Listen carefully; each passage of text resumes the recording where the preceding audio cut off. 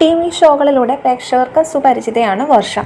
New ഇയറിനോടനുബന്ധിച്ച് വർഷ post ചെയ്ത ഒരു video ആണ് ഇപ്പോൾ സോഷ്യൽ മീഡിയയിൽ പ്രചരിക്കുന്നത്.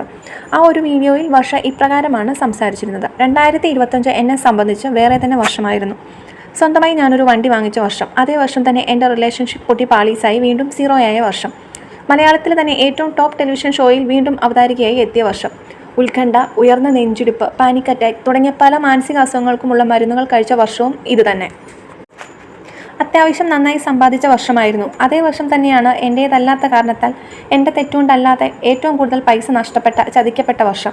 പൊതുവിൽ ആരുമായും താരതമ്യം ചെയ്യാത്ത ഒരാളാണ് ഞാൻ. പക്ഷേ ഈ വർഷം മറ്റു പലരുമായി എന്നെ താരതമ്യം ചെയ്തു. എനിക്ക് ആഗ്രഹമുള്ള എല്ലാ സാധനങ്ങളും വാങ്ങിച്ച വർഷം കൂടിയാണ്.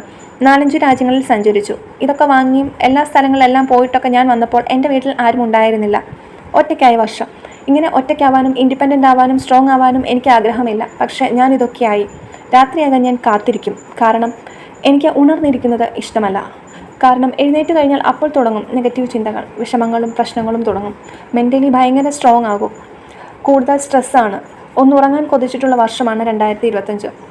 മുന്നോട്ട് ഓടുന്നവർക്കൊക്കെ മാറ്റം ഉണ്ടാവുകയുള്ളൂ. ചായാൻ ഒരു തണലുണ്ടെങ്കിലേ ക്ഷീണമുണ്ടാവും. പക്ഷേ എനിക്ക് തണലില്ല. എൻ്റെ കണ്ണ് തുറപ്പിച്ച വർഷം കൂടിയാണ് കടന്നു പോകുന്നത്. ഇത്തരത്തിലായിരുന്നു വർഷയുടെ വീഡിയോ. ഇതിനിടയിൽ ഒരുപാട് പേരാണ് കമൻറ്റുകൾ ചെയ്യുന്നത്.